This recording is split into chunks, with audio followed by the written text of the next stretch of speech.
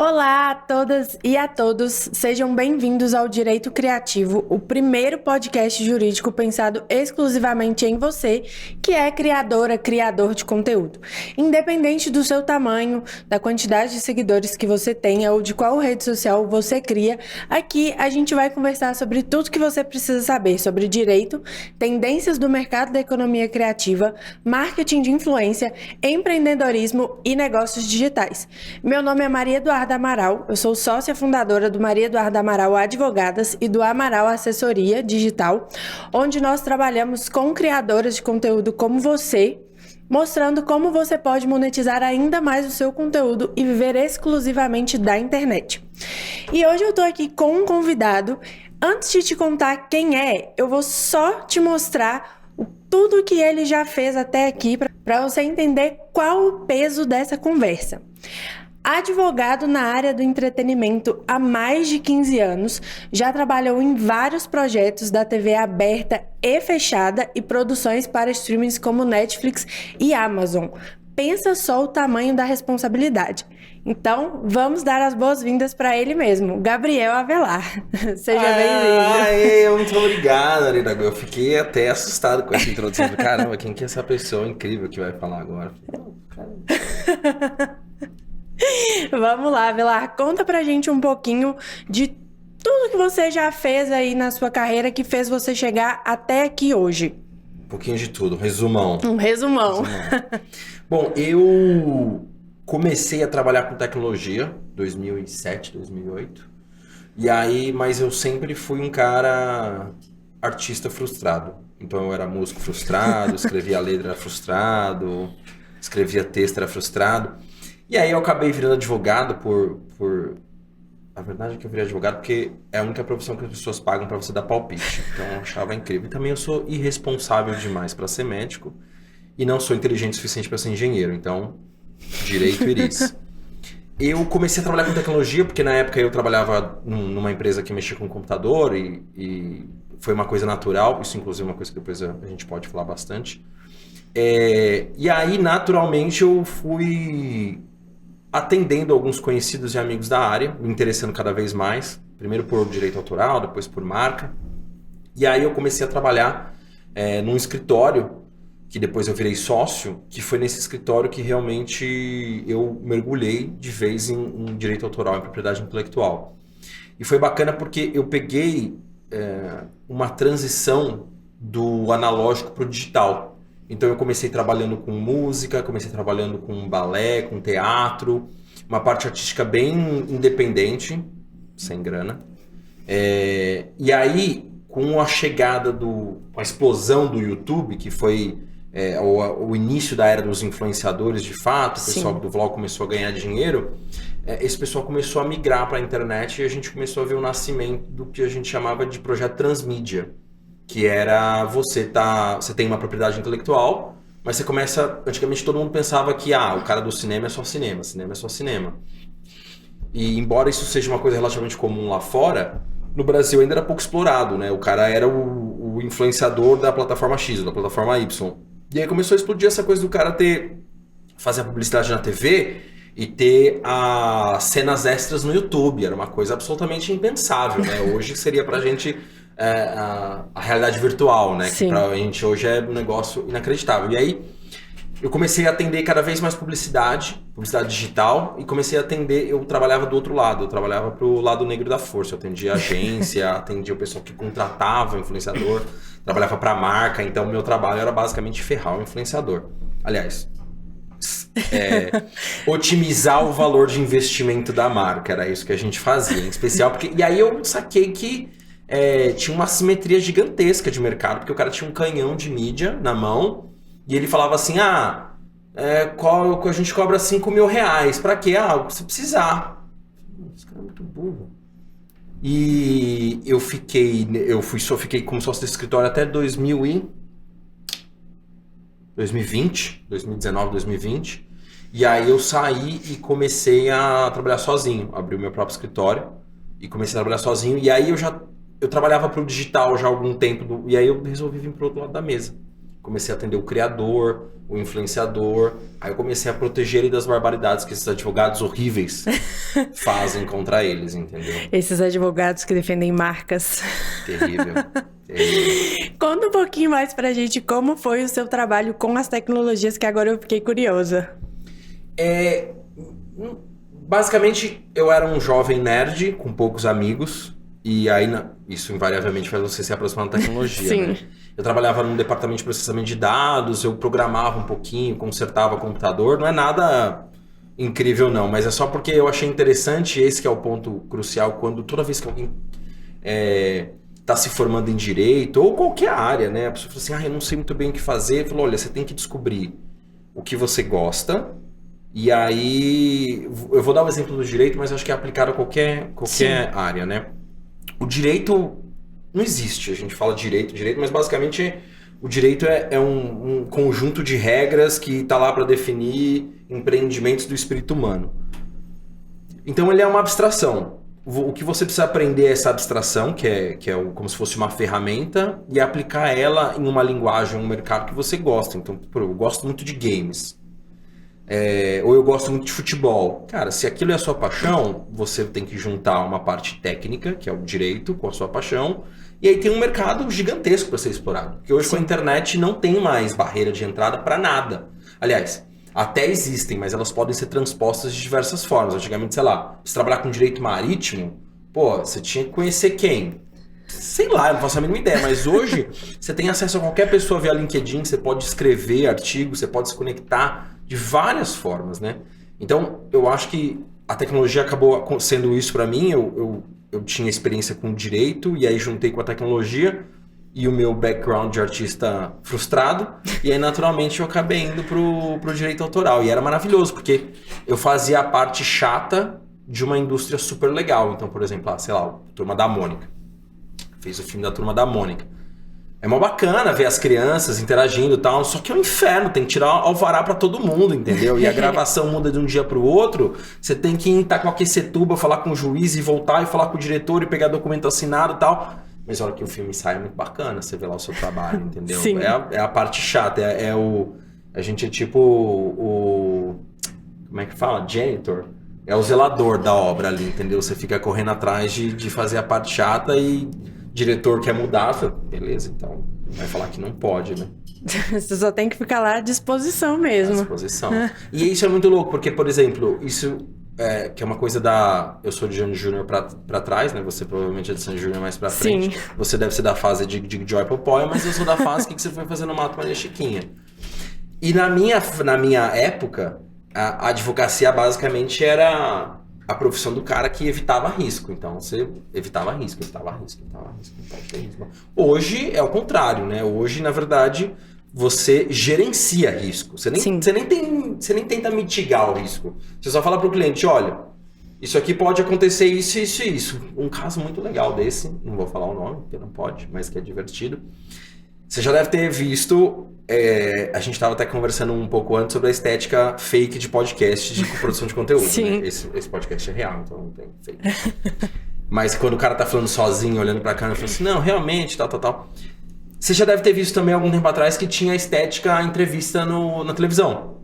Que o cara usava... Então, meu cliente foi o primeiro cara que fez isso. E ele usou a CNN. E aí ele falou, eu queria fazer um negócio aqui usando o logo da CNN. Pode?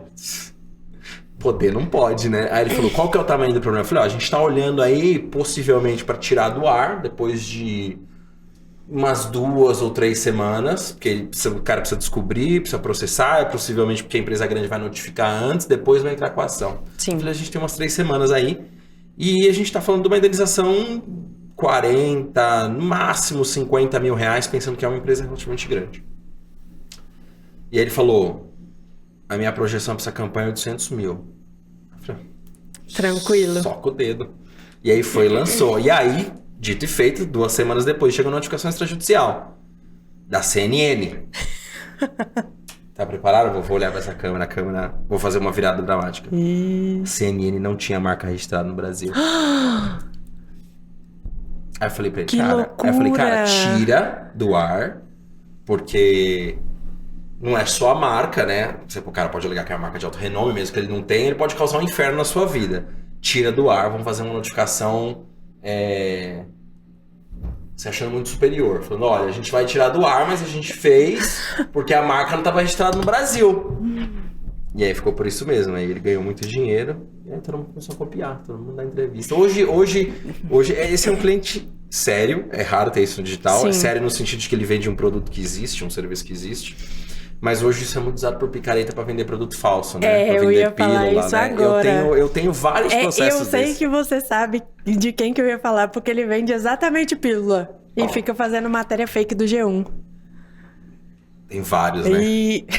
Que eu conheço, que eu tenho processo contra. Kaiser e o Daniel Penin. São os que eu tenho processo contra. Segundo aí mesmo. Eu tenho. Então eu posso falar que eu tenho processo contra ele. Com sentença favorável, então... O que ele vai fazer? Me processar? Não paga advogado? Eu sou meu próprio advogado. E aí, nesse ponto, eu tenho duas observações que, na verdade, eu gostaria que você me respondesse. Como que você se sentiu depois que você entrou nesse ramo do entretenimento? E eu falo não em questão de sentimento, mas em questão de recepção do mercado. Porque eu falo, por exemplo, eu comecei a faculdade lá em 2017. E quando eu comecei a faculdade... 2017 foi ontem. Eu era muito ligada na atlética, então eu comecei a atender para a parte do entretenimento, porque eu gostava muito de fazer festa, e eu reparava que nenhum dos DJs ou cantores ou artistas que a gente contratava, eles tinham um contrato bem feito. Era tudo um contrato bem meia boca. E nisso, eu procurando referências na área, acabei te encontrando, e na época você foi, inclusive, uma das únicas que eu encontrei. Como que é essa sensação de você ser parte de um mercado que ele é tão exclusivo, assim, pra quem é de fora? Nossa, eu nunca tinha pensado sobre isso. Pra mim é difícil, eu vou tentar, mas pra mim é um pouco a sensação de você perguntar pro peixe como que é a água. Sim. Eu sempre vivi isso, né? Eu fiz uma faculdade, eu acho que, talvez eu possa responder assim, a nossa área, ela é pouco conhecida, porque a maioria das pessoas nem sabe que existe. A pessoa imagina que tem lei sobre isso, mas aí a clássica patente de marca, né? Tem que fazer a patente da marca. As pessoas imaginam que tem isso, mas mesmo a maioria dos advogados eles, primeiro que nem tem essa matéria na faculdade, né? Ninguém fala sobre isso. A segunda coisa é que o judiciário considera uma área não séria. Tudo que é digital e direito autoral é uma área não séria, porque a desculpa clássica é toda vez que eu ia tirar um alvará de criança pra filmagem, o cara falava assim pra mim, o promotor aqui do Fórum de Pinheiros. Eu falava, doutor, de novo, eu tô aqui com criança que apanhou do pai, deu tiro na mãe. Eu falei, mas doutor, o senhor tem que me dar prioridade, porque a gente tá protegendo o futuro dessas crianças. Essas crianças aqui, o senhor tem que ajudar, mas essa aqui... Então, no digital principalmente, por exemplo, tem uma história horrível, que eu fui defender um cliente que tomou uma multa de R$1 milhão porque usou a palavra mastermind quando não podia, várias vezes, insistentemente. A multa deu R$950 mil. E aí eu fui defender, fazer a sustentação oral para diminuir a multa. Falei que a multa era inviável, que era uma multa imbecil, até por questões específicas do processo também, que eu não entrei no começo, tá? Senão não tinha sido processado. Eu só apareci depois para salvar o dia. E aí eu reduzi a multa de R$1 milhão para R$200 mil. E aí eu tava um pouco revoltado, né? Era uma sessão online ainda. E aí eu falei pro juiz, não faz o menor sentido, né? O paradigma que eu trouxe foi um plano de saúde que negou remédio para uma criança com síndrome de Down recém-nascida. E a criança morreu. E o plano de saúde foi pagar R$50 mil por atraso. E a multa era tipo assim, R$1 milhão também, que era R$50 mil. Aí ele falou pra mim assim, se o cliente tem dinheiro. Porque o cara, sei lá, viu no Instagram que era só ostentação. Sim. E imagina o desembargador falar isso. E mas plano a sensação... de saúde também não tem dinheiro? Não. Imagina. Eu não vou nem entrar nesse mérito, senão meu sangue vai ferver. Falar mal do Facebook e do TJ, meu sangue vai ferver. Mas a sensação é muito boa, porque eu trabalho com uma coisa que eu gosto muito, assim, que eu respeito demais as outras áreas, mais ou menos. Mas a minha área eu acho espetacular, entendeu? Eu acho que talvez a nossa área é a única área que dá pra acreditar quando o cara fala que é apaixonado, entendeu? Que você sou apaixonado por dia de família. Não, você não é. Eu sou apaixonado por, talvez empresarial um pouco ainda, porque o cara gosta de resolver treta. Ah, não, eu conheço gente maluca, assim. Todos os tributaristas que eu conheço têm problemas mentais, e eles gostam realmente disso. Porque se você não for apaixonado por tributário, pelo amor de Deus, você só trabalha com aquilo ali se você for efetivamente maluco. É problema mental mesmo. Problema mental. Mas eu acho que a minha percepção é justamente essa. Quando eu trabalhava no escritório, vou ser bem honesto com você, era mais divertido, tinha mais coisas. Então eu fazia banda, eu trabalhava com um empresário de banda. Como eu não fiz muitas vezes o artista, mas eu conheci o artista. E eu trabalhava para o empresário. E aí quando a relação do empresário com o artista estava bacana, era bem bacana, você ia conhecer o artista e tal. E tinha que ser sério, não podia tietar, né? Porque você é um advogado, mas você ficava perguntando, esse cara acredita. E aí, por exemplo, fazia teatro, fazia peça, balé, fiz bastante, livro, você vai lá. E é uma sensação muito legal, assim, de fazer parte disso, mesmo sendo completamente alienado, o artista frustrado, Sim. sabe? Indo acompanhar o show. Essa parte é muito bacana. Hoje eu tenho muito menos contato com a parte artística. Eu posso falar brevemente sobre isso. Quando eu saí do escritório, eu não saí nos melhores termos. Sim. E aí até a minha entrada no digital se deve um pouco em relação a isso, porque eu não queria concorrer com o escritório. E o digital era uma área que eu já tinha tentado de algumas formas trazer para dentro do escritório, mas eu não conseguia. Então, eu fazia bastante cinema. Então, nesse final, nos últimos 2, 3 anos que eu estava no escritório, a gente fez bastante produção audiovisual, fazia bastante filme. Então eu trabalhei com Netflix, negociava com a Amazon, negociava com TV Globo. Aí eu fazia a parte mais fraca, né? Mesmo sendo Sim. produtor, fazendo uma obra de 1, 6, 10 milhões, você ainda é a parte mais fraca. E aí... Só que aí quando eu saí, eu meio que... Deixei tudo pra lá, assim. Saí... Construir uma carreira nova. Limpo. E olha só como que isso é interessante pro influenciador. Você pegou uma multa de 1 milhão e diminuiu ela para 200 mil, ou seja, o seu cliente economizou 800 mil e talvez ele teria economizado até mesmo 1 milhão se ele tivesse te contratado antes. Teria pago nada. E aí é o que a gente fala sobre o gerenciamento de risco, que muitos influenciadores acham que não vale a pena, mas na verdade vale. Porque você vai evitar um problema que seja pequeno ou que pode se transformar numa bola de neve gigantesca, simplesmente porque você tem uma pessoa especializada ali do seu lado. E a importância até mesmo de um contrato, né? Porque você estava ali numa sociedade boa até certo ponto. Quando ela não ficou tão boa assim mais, aí você teve que sair, eu acredito que até mesmo um pouco prejudicado.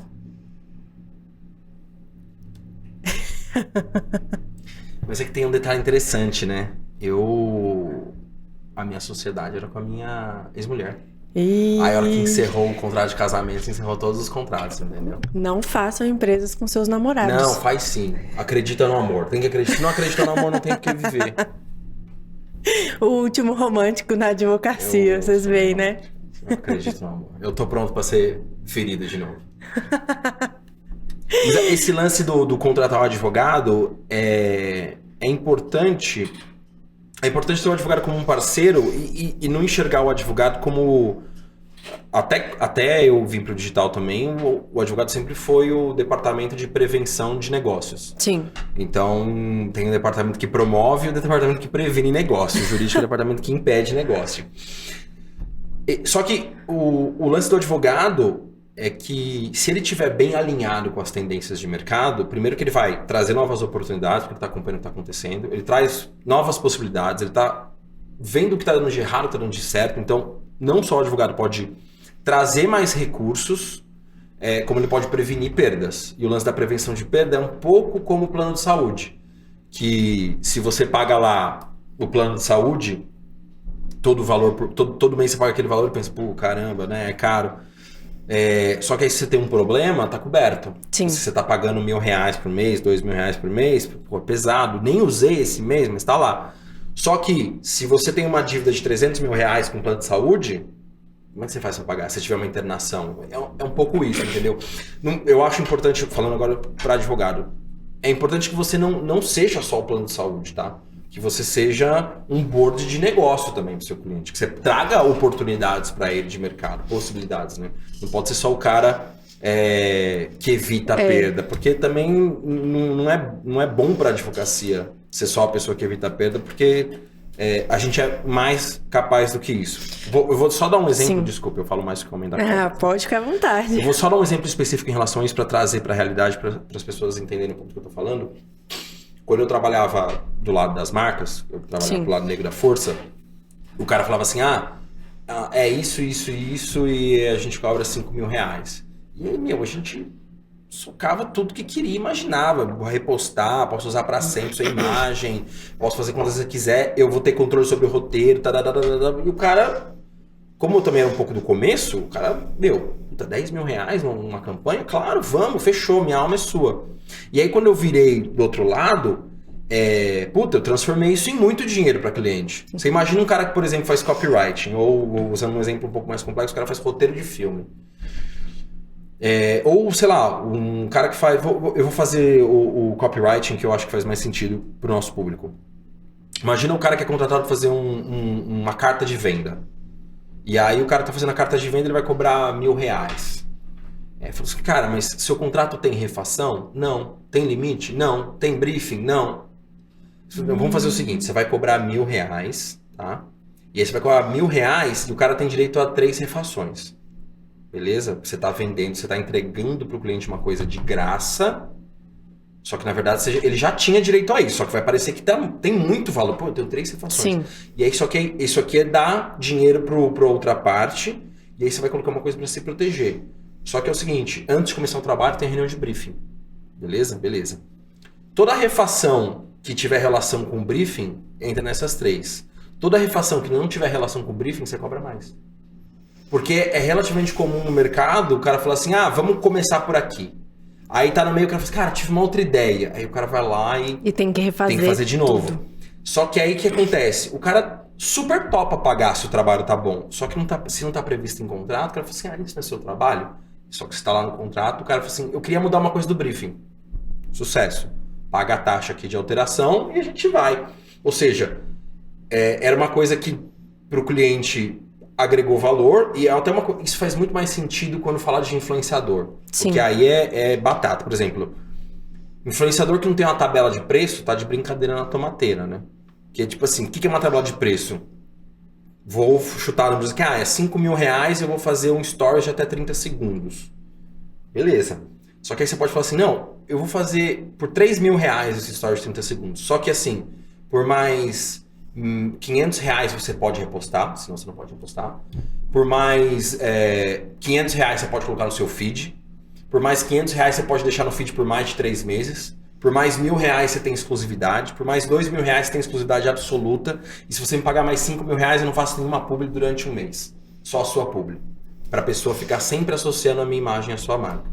Ou seja, era uma coisa que o influenciador ele tem... E isso tem muita relação com o direito autoral, com propriedade intelectual, que é uma matéria que a gente basicamente cria valor do ar. Você fatia a quantidade de direitos de uma forma infinita. Então, exclusividade regional, exclusividade de mercado, se eu posso postar, repostar, quanto tempo eu posso repostar, se você pode usar minha imagem para outras campanhas ou não, é absolutamente infinito.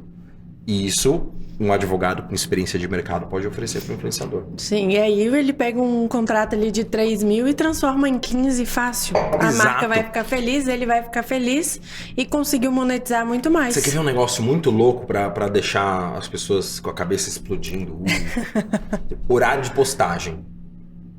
Horário de postagem faz toda a diferença, certo? Sim. Só que o cara da marca que está contratando... Ele nem sabe disso. Ele não sabe que isso existe. Por quê? Porque ele é o executivo de terno que fala, coloca alguma coisinha aí no Instagram pra ver o que acontece.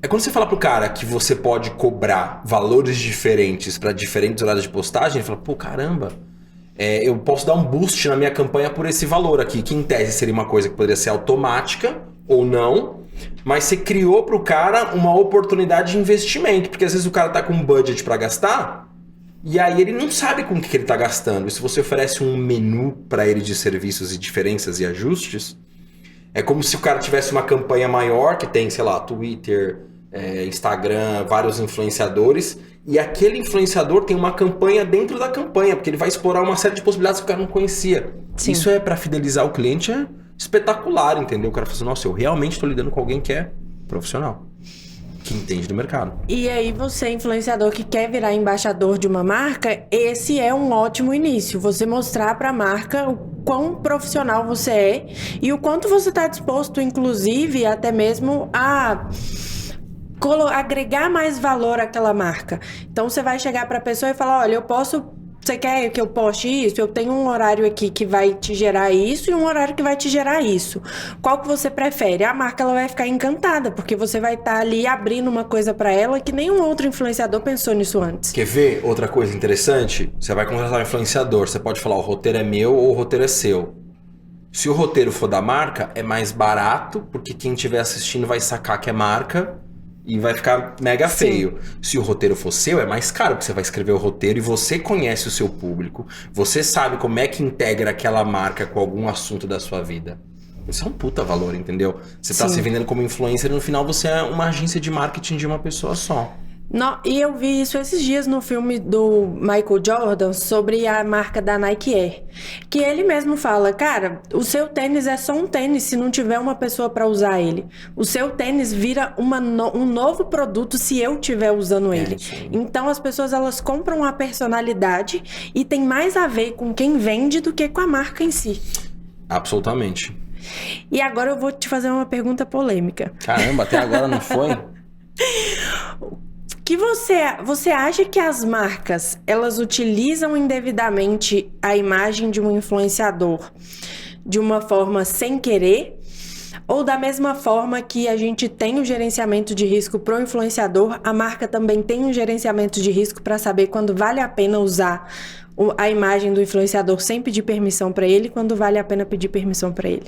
Eu tenho uma filosofia de vida que explica bem isso aí, tá? Nunca atribua à maldade o que pode ser explicado pela estupidez. Então, 99% dos casos é estupidez. Porque a pessoa que cuida da rede social ou de algo assim, ela possivelmente não tem nenhum treinamento jurídico. Se for uma empresa muito grande, definitivamente vai passar por alguém, não vão deixar. Mas uma empresa média ou uma empresa grande que está crescendo sem estrutura, faz por burrice mesmo. A maior parte dos casos faz por burrice, porque é aquela velha história. Preciso de uma imagem, joga no Google, copia e cola. Da onde veio? Não sei. Quem que é? Não sei. Tem que pagar? Não sei. É tipo isso. Marca, quer ver um caso clássico, que é burrice, não é estupidez? Marca que usa meme. Você já deve ter visto vários desses. Eu tenho acompanhado nos Estados Unidos, eu uso muito o Twitter para saber o que está acontecendo nos Estados Unidos, em termos de propriedade intelectual e de marca. Lembra do cara que segura a placa em cima? Esse cara ganhou uma fortuna já em processo. Ele já processou umas 10 marcas, ele criou uma empresa. Porque nos Estados Unidos eles não têm o mesmo direito de imagem que a gente tem. Tem um likeness right, mas é um pouquinho diferente. Os Estados Unidos é muito mais capitalista que a gente. Então eles estão um pouco se fudendo pro pequeno e eles querem proteger a empresa. Aqui a gente é um pouquinho o contrário. E aí ele criou uma empresa, e a empresa é dona da imagem da marca dele. Ele registrou as poses como marca. E aí ele processa todo mundo que usa a marca indevidamente. Fica pegando post de Instagram, post de Facebook, post de Twitter e processa geral. Porque a marca fazendo meme é sempre muito cringe, né? Tem algumas poucas marcas que tem um bom controle de narrativa. E para quem tiver interessado, eu recomendo...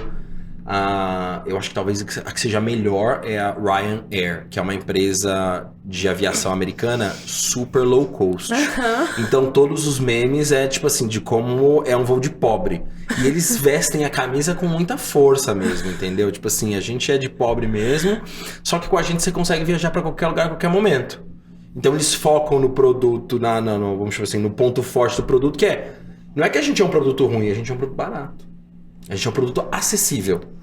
as outras marcas fingindo que tem interesse. É muito ruim essa humanização demais. Eu acho meio tosco. Né? E é uma estratégia inteligente, né? E é uma estratégia que eu vejo que tem crescido, assim, absurdamente. Porque se for pegar a Netflix, por exemplo, eles adoram ficar no Twitter respondendo a galera, fazendo meme e tentando viralizar. Eu acho horrível. Mas eu entendo. Mas pra mim é muito forçado, assim, sim, entendeu? Porque eu acho que uma das coisas que define o humor... São duas coisas que definem o humor. Toda piada ou toda coisa engraçada, ela tem 2 elementos principais. Subversão de expectativa e subversão da realidade. Que é você tirar uma coisa de um lugar e colocar em outro... E você ter uma coisa inesperada que acontece. Então você precisa tirar uma coisa do lugar, então colocar um palhaço no fundo da água, e aí a hora que ele tá no fundo da água, um tubarão come ele do nada. Basicamente, 90% das piadas são isso. E o humor da internet, porque a gente vive numa era... Se eu ficar muito filosófico, você aperta o botão, tá? Porque a gente vive numa era pós-irônica, é absolutamente autodepreciativo. E não são todas as marcas que conseguem tirar sarro de si mesmo, entendeu?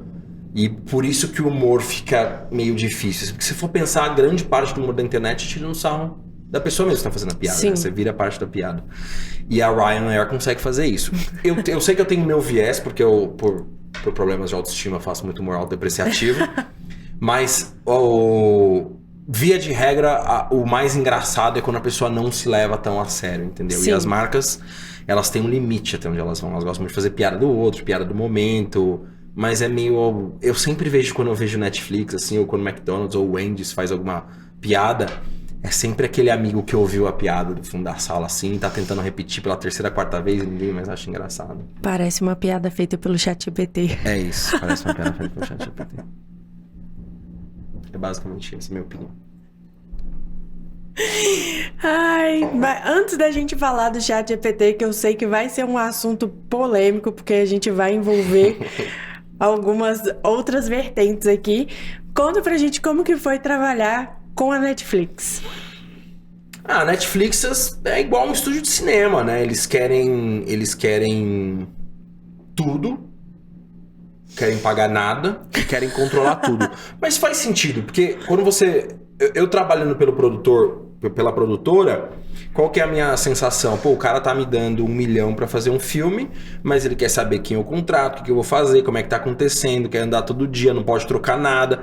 Só que produção é caótico. Produção de filme é um negócio muito caótico, entendeu? Tipo assim, muda uma coisa de última hora, chove, você perde a diária, o cara tem uma dor de barriga, aí 200 pessoas que foram lá trabalhar não conseguem, não adianta, porque...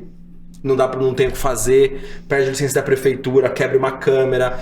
Assim, é muito imprevisível. E aí, só que na cabeça da empresa essa previsibilidade tem que estar prevista em orçamento, você tem que ter gordura. Só que cinema no Brasil em especial, não tem gordura. Tem uma questão aqui também problemática, é um pouquinho política, que é... Como uma parte significativa da produção nacional é subvencionada, governo do dinheiro do governo direto ou indiretamente, ou alguém está deixando de pagar imposto, ou o governo coloca diretamente através de editais. Sim. Nunca houve uma preocupação no cinemão brasileiro de cortar custos.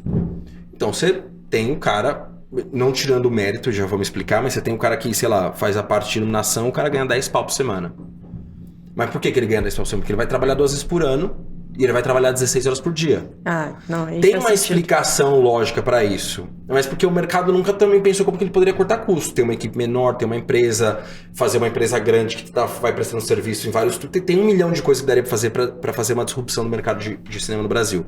Só que tem uma questão cultural também difícil, porque o Brasil tem 3 mil salas de cinema e uma cidade grande dos Estados Unidos tem 3 mil salas de cinema. Então, cinema no Brasil não é uma coisa que, por mais que possa dar dinheiro, é um empreendimento muito arriscado. E aí, tudo isso para falar que para produtora é sempre muito difícil lidar com isso. Mas, assim, pensa pro Netflix ou pra qualquer estúdio e fala, cara, tô te dando R$1 milhão, entendeu? Se vira, né? Você precisa ser profissional, cara. Não é isso, entendeu? Você não pode pegar meu dinheiro, sair gastando e não sei o que tá acontecendo. Porque, assim, No Brasil eu não conheço nenhum caso, mas lá fora eu já acompanhei vários casos que o Netflix coloca o dinheiro, o cara... Teve até um caso no mês passado, o cara gastou em Bitcoin. O cara perdeu tudo em put, call de opção de Bitcoin. Perdeu todo o dinheiro. Então o Netflix tem um controle, o dinheiro é dele, né? E ele é dono da obra. Então, em muitos casos, o Netflix tem vários modelos de negócio, né? Ou ele te dá o dinheiro e fala, faz o filme, aí o filme é meu. Ou então você chega com ele, com o filme pronto, ele compra, que é o modelo americano. Sim. Isso é uma coisa interessante do cinema brasileiro, né? No cinema brasileiro, você pega o dinheiro do governo, faz o filme, procura a distribuidora às vezes te ajuda a financiar o filme, e aí você leva pra sala de cinema maior de 50%, e os outros 50% é distribuído entre todo mundo que financiou. Então, às vezes tem até dinheiro de particular e tal, Sim. Mas basicamente você pega o dinheiro, faz o filme e tenta vender. E é muito difícil recuperar o dinheiro no Brasil, porque não recupera. Só comédia Globo, assim, que aí também é um negócio que move milhões de pessoas, aí Sim. realmente recupera o dinheiro. Porque, de fato, é o que o povo quer ver. A massa, né? E nos Estados Unidos é o contrário. Nos Estados Unidos você pega 100, 200, 300 ou 1 milhão, faz o filme, termina o filme, e aí você vai vender o filme. Porque, e aí qual que é onde está no Brasil o overhead, o lucro da produção, tá na administração do dinheiro. Então, por exemplo, o filme custa, no Brasil, eu tô falando em figuras grandes assim, mas tem muita variação. O filme custa 1 milhão. Na verdade, o filme custa 900 mil e a produtora vai cobrar 900 mil ou 90 mil para fazer a administração daquilo. É mais ou menos isso. Então, o lucro seria aqueles 10% como se fosse uma empresa de gerenciamento. Sim. E nos Estados Unidos o cara termina o filme, sei lá, gastou 500 mil, ele fez o filme. Ele tem um filme de 500 mil, mas ele tá 500 mil negativo. E aí ele vai bater na porta do estúdio e fala, eu tô fazendo esse filme aqui, de 1 milhão esse filme. Então ele faz o filme para ter um lucro na venda. No Brasil, o cara tem um lucro durante a produção. Essa é uma diferença interessante de mercado. Por isso que deu aquela polêmica que deu, então, no ano passado, porque eles estavam querendo substituir os roteiristas. Talvez fosse uma forma de cortar custo. Sim, absolutamente, né? O roteiro é possivelmente uma das coisas mais caras do filme. O roteiro e diretor é a coisa mais cara do filme, porque o argumento é o espírito do filme, né? Tanto é que quem é autor de um filme é o diretor, criador da trilha original e o criador do argumento. O argumento é um documento de 1 a 3 folhas que vai contar a história em grandes passagens, Sim. começo, meio e fim, explicar o conceito dos personagens. O roteirista não é autor da obra, ele é autor do roteiro, que é uma obra derivada do argumento. Só que o roteirista é que constrói a obra. É a alma do negócio. Né? E outra pessoa também que faz muita diferença, mas isso não é muito discutido, é o editor. A edição de um filme é um negócio que constrói ou destrói o filme, né? Só que o editor, ele não tem nem direito conexo. No caso, ultimamente tem destruído. Eu acho que o editor não tá tão bom assim, não. Difícil, faz tanto tempo que eu não vou no cinema, que vergonha. Mas esse seria a diferença crucial. E eu acho, só fazer uma introdução nisso, do lance do porquê que nenhuma experiência é perdida para quem quer trabalhar no digital ou com indústria criativa. Um dos meus diferenciais quando eu entrei pro digital é que eu trouxe uma bagagem muito grande do entretenimento.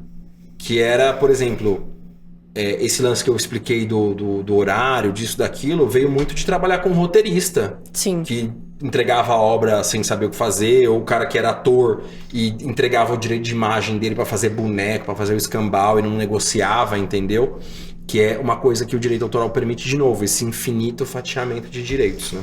E é uma coisa que o influenciador às vezes não sabe, né? Porque ele tá tão desesperado para fechar uma pública ou uma marca, achando que aquilo ali vai ser o que vai salvar a vida dele, que vai realmente monetizar o perfil, a criatividade dele. Finalmente alguém vai me pagar pelo que eu tô colocando aqui de graça, que ele nem pensa nisso. Aí a marca chega ali, oferece um valor ínfimo, ele fala, pô, se eu não pegar isso aqui, eu não consigo pagar minhas contas esse mês. Aí ele vai lá e faz.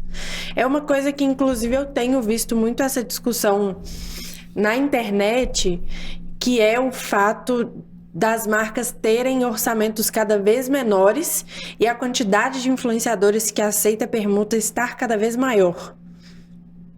Eu acho que é um movimento natural do mercado, né? O mercado começou 100% de permuta, aí Sim. começou a cair permuta e começou a comprar o espaço, e agora tá voltando, né? É uma relação de como é que fala? Demanda... Oferta e demanda. Porque hoje você tem muito influenciador. Quase 20 milhões no Brasil. Muito influenciador, e a marca, se ela não quer você, ela vai em outro, né? Por isso que Por isso que a coisa mais importante do influenciador é a personalidade, né? Se você está no seu melhor, ninguém pode copiar você. E basicamente, o cara que é bom, ele vai poder cobrar o preço que ele quiser. Ou que eu acho que são como eu vejo muito o mercado de influência, né? O cara, ele tem zero influência, e aí ele não tem nenhum tipo de receita. Aí ele começa a crescer, ele pode aceitar uma permuta. Aí ele cresce um pouquinho mais, ele pode cobrar. Depois que ele cobrar, ele tá prestando serviço para os outros. Aí ele começa, depois de algum tempo, criar a própria marca. Sim. Aí depois ele começa a criar várias marcas. E aí o último nível é a hora que ele compra outros influenciadores. Você pode colocar numa escala de 0 a 5, todos os influenciadores você consegue colocar nessa escala. Do cara que é... Desde o cara que tá no 0 a 0 até o cara que compra influenciadores. Sim. Porque ele faz uma empresa de influência para ele poder explorar nichos de mercado que ele mesmo não pode explorar, nem as marcas dele podem explorar. E qual você acha que seria o momento ideal para esse influenciador ele se tornar essa marca? Principalmente pensando ali em estratégias diversificadas de monetização para além da publi. Eu acho que o momento de se tornar uma marca é o D0. Assim, no dia 0, o cara já tem que pensar... É óbvio que é muito difícil falar disso, né? Mas eu acho que se eu pudesse fazer uma observação nesse sentido você precisa de um plano e pode ser um plano ruim. Porque geralmente mesmo que você tenha um plano ruim, o plano ruim te permite... É igual como é que chama o cara do boxe? Mike Tyson fala, todo mundo tem um plano até a hora que ele toma um soco na cara.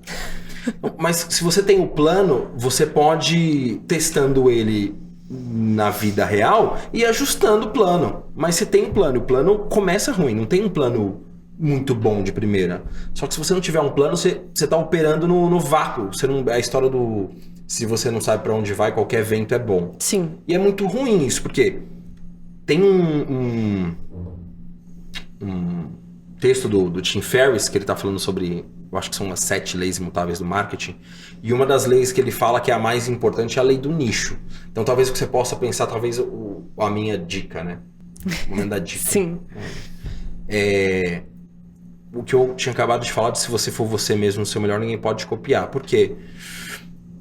Em vez de concorrer com milhares de influenciadores, você tem que criar o seu nicho, aquilo que só você faz. E tipo assim, é meio difícil? Claro que é difícil, você não vai acertar de primeira, mas sei lá, vou falar uma besteira enorme aqui, mas você é o cara que joga videogame comendo miojo. Você só tem um nicho, você criou o seu nicho. E aí você tá explorando, e pode ser 1, 2, 3, 4, 5 coisas misturadas. É que quanto mais você mistura, mais único você é, né? Inclusive, agora a dica para os advogados, o dinheiro na advocacia, o negócio na advocacia, ele tá sempre na intersecção entre duas áreas. Porque para você ser o melhor de uma área só, você precisa ser muito bom. Então, você precisa ser apaixonado, ter os melhores contatos, ter tido o melhor treinamento, você precisa ter um QI elevado, QI até cognitivo, não só de quem indica, mas coeficiente de inteligência mesmo. Porque a concorrência é muito grande. Se você entende de duas áreas, se você é medíocre em duas áreas, você é melhor que quase todo mundo das duas áreas. Você é melhor que todo mundo das duas áreas quando tem um problema na intersecção. Se você faz a intersecção de 3 áreas, um exemplo prático disso é tipo o seguinte, sei lá. Você se formou advogado e você está concorrendo com 1,5 milhões de advogados. Sim. Certo? De 0.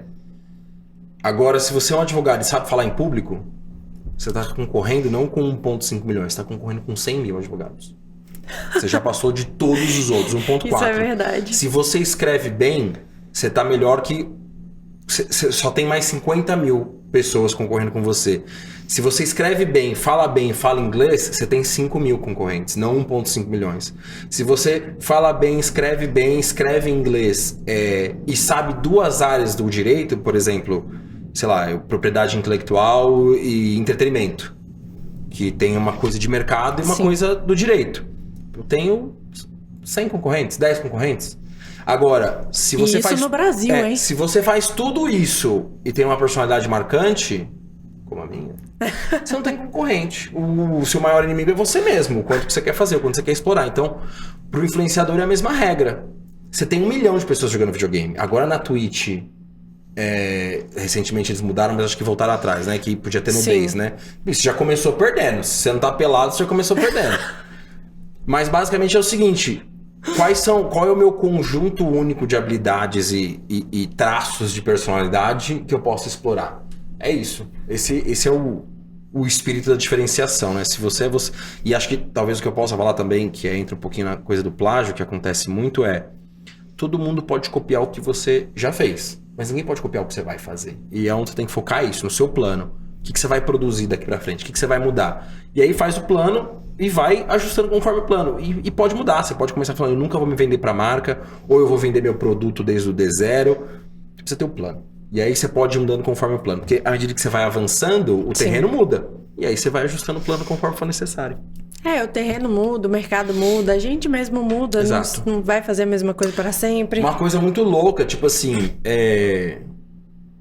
por que não pode ficar sofrendo muito pelo futuro, né? Eu não vou conseguir, eu não vou pensar. Você não faz a mínima ideia do que você vai ser capaz de produzir em 2, 3 anos se você produzir com constância, entendeu?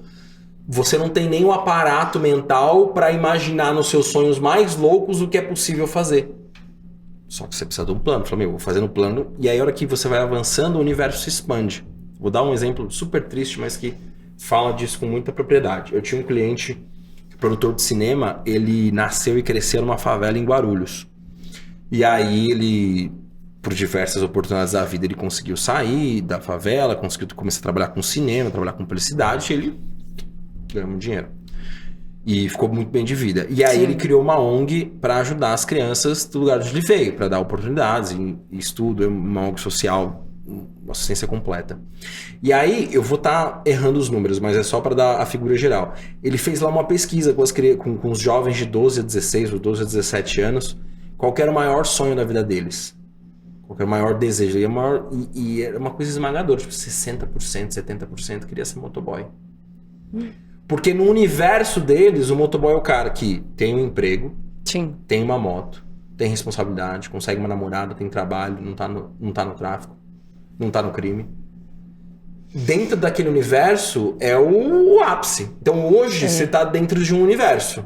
Se você trabalhar de forma coerente, constante e criar sua própria sorte, seu universo vai expandir.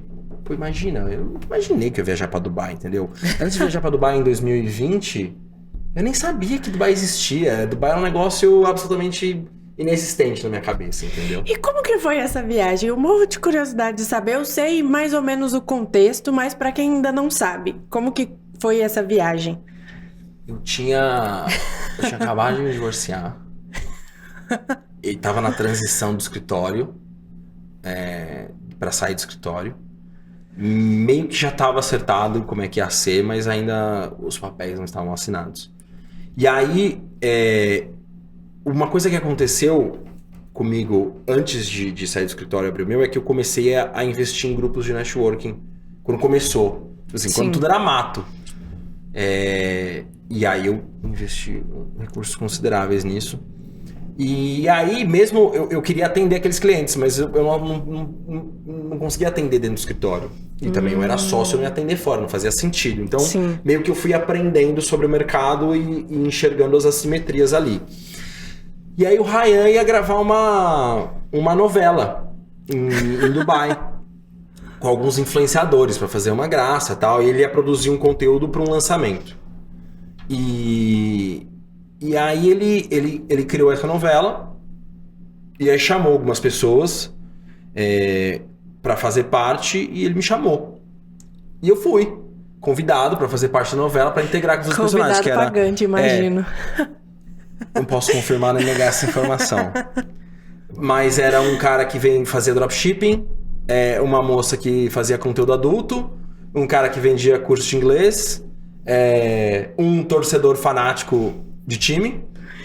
Que balaio de gato. Era o como é o nome dele? O Mil Grau, torcedor do Corinthians. O Tucano, a Maikele e o Rafael, não sei o nome dele. E mais a galera que trabalhava pro Ryan. E o Ryan. Só que, o que aconteceu? Quando eles estavam gravando, tinha o Piuco também, que era designer. Nossa, eu não posso falar onde cada uma dessas pessoas tá hoje, que dá um maior problema. Mas, o que aconteceu? Eu ainda tava Um processo de separação. Profundamente deprimido. Então o que aconteceu? Eu tava me divertindo muito, mas quando ligava a câmera eu me escondia. Eu parava de falar, ficava quieto.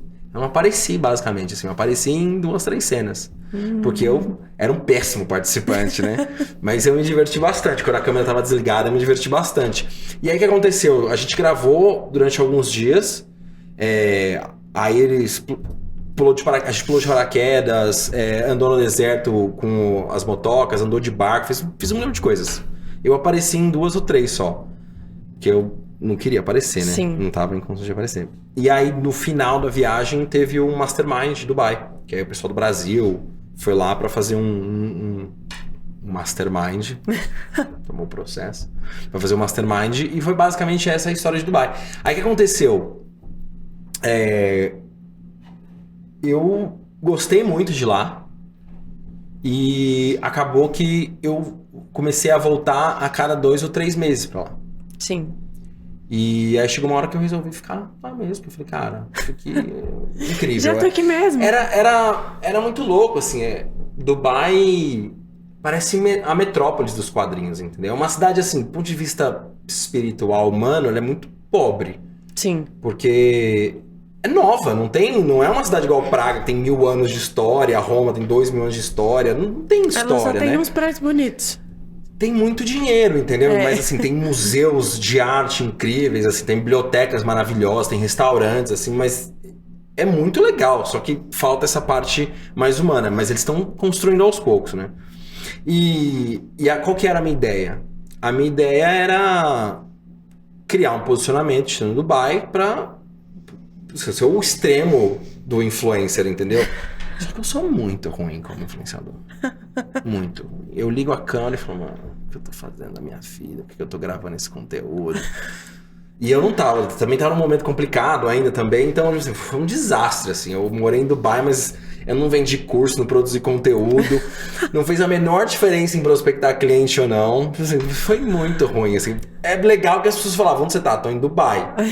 Outra coisa bacana é que eu tava 7 horas na frente do país, então Sim. era legal. Eu trabalhava o dia inteiro, depois... ou curtia amanhã pra fazer alguma coisa, até tem alguns países próximos que você consegue de carro, inclusive. Só deserto, mas tem praias bonitas, né? E aí à tarde o Brasil tava acordando ainda. Então por isso foi bem bacana, foi muito legal. Me ajudou a entender muito mais essa questão de como que você pode usar a imagem pra vender, né? Sim. Faz muita diferença estar num lugar bacana. Mas pra carreira... O tal do branding. O tal do branding. Imagina, eu morava num lugar super legal, morava numa casa, num apartamento no 42º andar. O apartamento era grande, bonito e tal. E eu não gravei nenhuma sobre vez. isso. Eu falava... Até hoje, por exemplo, eu não tenho coragem de mostrar minha casa. Eu tenho horror de mostrar minha casa, de falar da minha vida. E pra ser influenciador... Aí você tem que se expor 100% do tempo. Então, você tem que encontrar o limite até onde você vai ali, né? Eu não encontrei o meu ainda. Eu nem comecei ainda a explorar, né? Você vê, eu nunca tinha falado do meu divórcio. Em lugar nenhum, né? Em lugar nenhum. Aos poucos eu vou começar a participar de podcast. Daqui a pouco eu tô falando até de trauma de infância. Agora falando um pouco sobre branding. Que eu acho que isso tá vindo um pouco pra advocacia agora, só que eu percebo que todo mundo tem o mesmo branding, que é o arquétipo do governante, que você tem que estar sempre ali de social, de terno, de blazer. Como que você vê essa questão ali pro influenciador? Como que a gente pode, talvez, construir isso pra poder fazer dele um produto? Você pergunta pro advogado ou pro influenciador? Que são 2 respostas bem diferentes. Pros dois. Tá bom. Eu acho que elas são respostas próximas. São respostas próximas, mas quase antagônicas, pensando na teoria da ferradura. Pro influenciador, o branding tem muito mais relação com quem é você e você se expondo. Então, você precisa mostrar muito o que você é e as pessoas vão se atrair por aquilo. Então, para o influenciador é muito importante que ele seja a expressão máxima do que ele é. Na astrologia a gente pode falar que tem que ser o sol. Ele tem que brilhar. Sim. As pessoas vão se sentir atraídas por aquilo. Por quê? Porque o produto é ele. Ele é o produto. É a personalidade dele. Pro advogado, eu acho que parece a mesma coisa, mas é diametralmente oposto. É a lua. Por quê? Porque você pode mostrar quem você é, só que você precisa fazer um recorte muito importante da sua vida para mostrar aquilo que o seu cliente ideal quer ver. O que isso quer dizer? Você precisa colocar na sua cabeça que você não vai atender todo mundo. Não faz sentido. Você está concorrendo com todo mundo. É a história do cara que faz tráfego para todas as áreas. Fala, cara, você está colocando R$1.000 por mês em todas as áreas. O cara que está colocando 10 pau por mês só em divórcio. Você nunca vai ganhar no divórcio. E todas as outras áreas tem alguém que está colocando mais dinheiro. E aí, o que o advogado precisa fazer? Pode ser aplicado para o influenciador, dependendo do que ele quer fazer. Mas basicamente é o seguinte. Você precisa fazer um recorte da sua vida, do que você quer mostrar para o cliente que você quer atrair. E aí, explorar muito aquilo. Por exemplo, você falou, todo mundo usa o arquétipo do governante, né? Eu entrei nessa onda de arquétipo atrasado, né? Eu fico olhando e falo, o que esse cara tá fazendo? Vai atrair um tipo de público que faz sentido. Por exemplo, o cara que é empresário quer ver o cara de carro importado. Mas isso que é interessante você pensar. Tem empresário que não vai querer que o advogado tenha um carro melhor que ele. Mas tem empresário que quer. Por quê? Eu tenho um cliente, por exemplo, que o cara não gosta de advogado. É uma dor para ele ter advogado. Mas eu tenho um cliente que fala assim, cara, esse aqui é o meu advogado. Tá vendo? Ele gosta de falar, vou falar com o meu advogado. E aí o lance é que tipo de cliente eu quero atender. Uma coisa que aconteceu comigo, eu posso até falar sobre isso, porque foi uma experiência fracassada em branding, que fui Dubai, tudo de novo. Quando você me conheceu, possivelmente eu postava muito meme. Sim. Postava muito meme. E eu sempre falei um pouco com o advogado, porque eu tinha ideia de usar o Instagram para vender curso. Porque até hoje, 99% dos meus clientes não vêm por Instagram. Vêm por rede de contato. Tanto é que eu fui criar meu site esse ano passado. Eu nunca fiz um anúncio, nada. O que é um problema. Mas, sempre veio por Instagram, eu sempre veio por rede de contato. Então o Instagram era um pouquinho era muito mais um pouco para fazer graça com as coisas que eu gostava de falar, e era um pouco uma tentativa futura de fazer um curso, justamente porque é uma área que tem muito pouca gente, não tem conhecimento, e tem uma assimetria gigantesca de mercado, que é o influenciador ganha 1 milhão e não sabe porra nenhuma, então dá pra você explorar.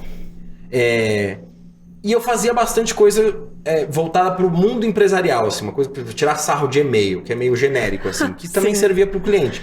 Então a minha ideia era, quando o meu cliente viesse e entrasse no meu perfil, era para vender uma ideia de um advogado que produzia conteúdo. Ou seja, eu estava tentando captar o cliente ou projetar autoridade para o cliente que produz conteúdo. Por quê? Porque esse cara que eu queria trazer como cliente é o cara que não vai contratar o cara da Paulista com a mesa de mogno e com a revista RT no fundo. Ele quer alguém que não seja o perfil de prevenção de negócio. Ele quer alguém que entenda quando ele fala, cara, o meu seguidor tá caindo, tal. Justamente o que é o oposto do judiciário, que não tá nem aí pra rede social, entendeu?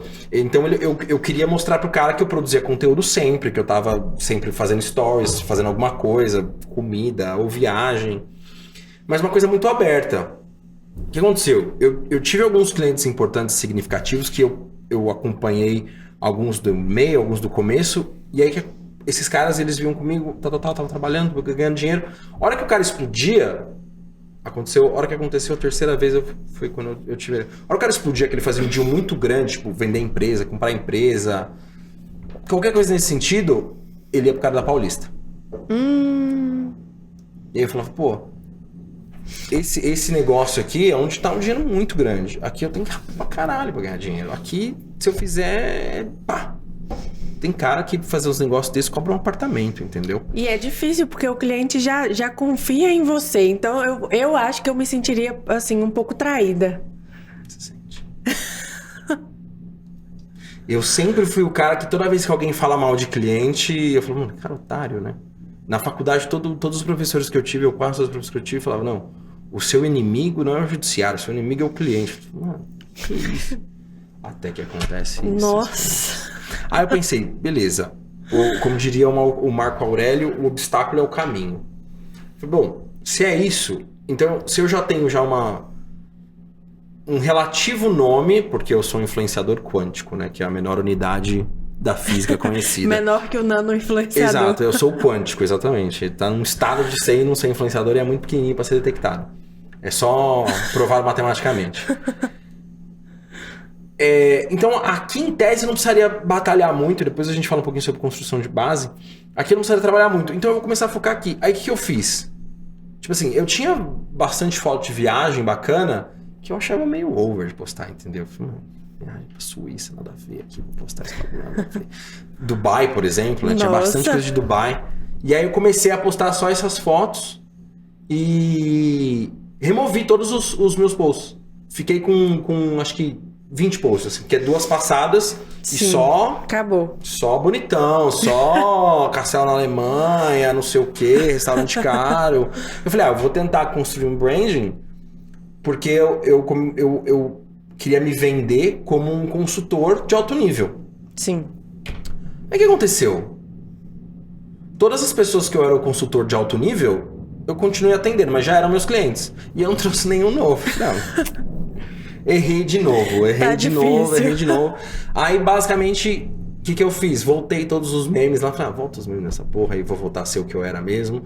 E aí, agora, esse ano, eu realmente vou começar a investir em ter uma presença digital tradicional.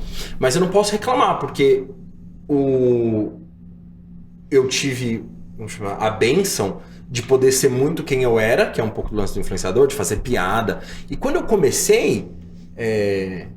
Nossa, agora pareceu velho, né? Já tinha advogado fazendo piada, mas era sempre perfil de humor. Sim. Então, tipo, a treta que dá honorários. Nunca era uma pessoa fazendo. E tinha um ou outro que veio depois que era um humor muito teatral, né? Tipo assim, fazer sketch. Sim. Rafael Cândia, né? Faz muito sketch. Ou o Dr. Frank, é um pouco engraçado. É um pouco teatrinho. Isso, pra mim... Entendo que é onde tem muito público, porque de fato comunica de uma forma muito fácil. Eu não tenho pavor, né? Nossa, Deus me livre. Mas acho que eles estão certíssimos em fazer. Sim. Certíssimos em fazer. Por quê? E esse aqui essa é a beleza e a mágica da rede social. Tudo que você fizer, você vai estar falando com alguém. Até a maior besteira. Você só precisa descobrir com quem que você está falando, entendeu? Se faz sentido pra você. Porque precisa fazer sentido, porque... Eu descobri na prática, se você tentar se forçar a fazer alguma coisa, por exemplo, eu recebi vários feedbacks nesse sentido que me enchem de orgulho e de tristeza ao mesmo tempo. Uma vez um amigo cliente também falou pra mim, cara, seus posts são muito inteligentes, né? Eu falei, obrigado, você nunca vai vender nada. Nossa, esse aí. Aí o outro que eu recebi de um cara que faturou muito no digital. Muito no digital. Ele falou pra mim, sabe o que o seu problema é? Você é muito burro. Esse é um feedback que eu recebi várias vezes, vou até complementar com depois. Você é muito burro, você fica tentando ensinar os outros. O cara quer ter sua vida. Para de tentar ensinar os outros, ninguém quer aprender no Instagram não, caralho. Você não tá errado, né? Aí outro falou pra mim, esse foi o que mais doeu. Sabe que você é pobre? É porque você é muito inteligente. Nossa, essa aí obrigado? Vai no fundo da alma. O que eu respondo? Obrigado? Ok, obrigado. É um elogio? De graça uma dessa? A essa hora do dia? Mas eu acho que pra voltar lá, pra não ir tão longe, em relação à influência, se eu puder resumir o seguinte. Se você é influenciador geral... É ser você mais possível e se tornar a sua versão mais interessante. Porque só você pode ser você. E as pessoas gostam do que é verdadeiro. Obviamente tem bastante falsidade, mas quanto mais verdadeiro quanto mais você tentar projetar a sua verdade, melhor vai ser. Porque é mais simples, é mais orgânico, não precisa ser tão produzido, né? Sim. Se você for mentir o tempo todo é muito difícil. E pro advogado, eu acho que tem muito pouco a ver com quem eu sou, deixa eu fazer o teste dos arquétipos, eu sou um mago, eu sou... Não, se você está vendendo um produto ou serviço, o produto ou serviço não é você. Um pouco mas você tem que descobrir o cliente que você quer atingir. E a relação com o influenciador é muito parecida, porque eu vejo isso acontecer bastante. Eu faço parte de alguns grupos de direito, mandar até um abraço pro SAF, que o SAF possivelmente, não é possivelmente, eu acho que ele é o maior grupo de direito. Sim, do Brasil. Tanto em número e financeiramente... Sem a menor dúvida. Exceto pelo... Como que é o nome do cara? Pode falar o nome dele? Você vai ficar chateada? Pode. O Marcílio Drummond tem um grupo que ele fala de inteligência artificial que os membros do grupo já faturaram 1 bilhão. Roubando? Não. Como que é? Vendo DARF? Roubando Não, preenchendo a planilha. Não. Intelectual das pessoas. Não, e nem eu não tô nem chegando, tô chegando antes. Quanto você faturou por esse mês? Esse mês eu faturei 100 milhões. Ah, beleza. Precisa mostrar o DARF? Não. Então põe 500 milhões que eu faturei. Ah, não, aí tá foda, hein? Mas só pra dizer o seguinte. Então eu vejo muito nesses grupos uma coisa super comum. O cara fala assim, eu queria atender o cliente empresário, eu queria atender um empresário grande e tal. Cara, você é pobre, velho. Você vai atender o cara grande, você é pobre. Desculpa. Tipo assim... Sinto muito. Assim, não quer dizer que nunca, mas assim... Tem como? Tem como. Pô, eu também sou fudido, entendeu? Como é que eu fiz pra atender gente grande? Eu me coloquei no lugar que eles estavam. Eu fiz uma faculdade que eu não posso nem falar o nome, entendeu? Faculdade C. Cara, eu definitivamente não vim de dinheiro, entendeu? Só que eu consegui algum dinheiro trabalhando e esse dinheiro eu investi pra estar num nível maior que o meu. E mais do que isso, eu acho que esse é um ponto que machuca muita gente, não adianta você estar só naquele lugar. Você precisa ter alguma coisa pra contribuir quando você tá naquele lugar, entendeu? Porque se você tá na mesma mesa que o cara e você ficar quieto, às vezes é até bom, porque às vezes é bom ficar quieto e as pessoas acharem que você é idiota do que você falar alguma coisa e elas terem certeza que você é idiota. Mas o lance de posicionamento é isso. Tipo assim, se você quer falar com um médico, você vai ir no country club lá onde o médico vai, você vai frequentar o restaurante que o médico frequenta, você vai ter conversa com o médico. Você vai ter uma vida mais voltada pro médico. Você quer atender o empresário? Que tipo de empresário você quer atender? O cara que é da ostentação ou o cara que anda de bermuda e short? Chinelo. Eu tenho o Daniel Scott, que é um super consultor empresarial, vende curso, tem comunidade também. Ele falou, cara, os meus clientes mais ricos são os caras que andam de carro popular. Entendeu? O cara fez exit de 600 milhões e o cara vai de Passat no rolê, entendeu? Esse é um tipo de cliente que não vai conversar com o cara da muita ostentação, entendeu? E isso é muito louco, porque você precisa descobrir... acho que a pessoa mais brilhante que eu conheço nisso, que eu, em 2024, tenho um projeto que eu vou copiar descaradamente, é o Vitor Lana. O Vitor Lana, em termos de posicionamento, ele é um cara que defende mães. Ponto. Ele faz família e defende mães. Pra quem não conhece. 150% do conteúdo dele é dor de mãe. A mãe que o pai não paga pensão, que o pai maltrata, que o pai não quer divorciar. E é impressionante. Ele fala a linguagem da mãe, ele conversa com a mãe, ele mostra muito a família dele, a mulher dele, as viagens. É tipo assim, ele vive aquele universo, entendeu? Ele projeta aquilo com muita força. E é a vida dele? Não, porque ele não é mãe. Só que ele sabe que ele virou um influenciador nesse mercado. De mães. Ou seja, ele projetou aquilo. E, de novo, obviamente é importante. Tem muita verdade ali por trás. Ele é um excelente pai, então ele sabe que é um pai ruim. Ele cuida bem do filho dele, ele sabe que não cuidar bem. De novo, ele fala com todas as mães? Não fala com todas as mães. Tem mãe que vai ver só o TikTok da treta, do barraco. Tem mãe que vai querer contratar um advogado que anda de lancha ou anda de iate, porque o advogado conversa com ela. Mas ele ele virou o máximo possível que ele pode ser, que é focar naquela dor. E ele fala com as mães certas, que é quem vai contratar ele. Exatamente, ele fala com a mãe do nível dele, entendeu? Eu acho que... Foi mal, pode falar. Não, pode falar, por favor. Eu acho que esse, na nossa área, é o problema hoje, sabe? Porque... assim, dentro dessa área que a gente tá, da influência, eu gosto muito de ir em eventos. Porque eu acho que não é na internet que vai estar ali a tendência do mercado da influência. Não. É no evento. Porque o influenciador, ele não vai abrir ali na internet o modelo de negócio dele, o que ele fez pra dar certo, o que ele tá trazendo de fora do país. Você não tá vendo o background, né? E ali, como ele sabe que é um público mais seleto e ele tá ali pra falar daquilo, ele vai te contar o que ele tá fazendo realmente por trás e que você pode trazer para a vida do seu cliente. Só que o que eu percebo é que o influenciador, ele cresce de uma forma muito rápida e ele cresce totalmente desestruturado, ou ele não quer saber do mercado que ele tá. Então, ele culpa muito o algoritmo, porque ele não estuda o mercado, ele não estuda as plataformas, ele não estuda o próprio público, ele não sabe como crescer. Ou ele cresce muito e chegando lá, depois ele não sabe mais o que fazer Porque aí ele entra nessa mesma coisa. Ele não estuda o público, não estuda o mercado e ele não sabe o que fazer. Então ele tem ali uma métrica super inflada, que é o número de seguidores, que às vezes grande parte é até mesmo comprado. E ele não sabe o que fazer com aquilo, porque ele não sabe o mercado que ele está inserido. É muito louco, porque o lance do plano, ou o lance de saber quem você é, que é tão importante nessa hora. Porque assim, faz sentido ter 5 milhões de seguidores?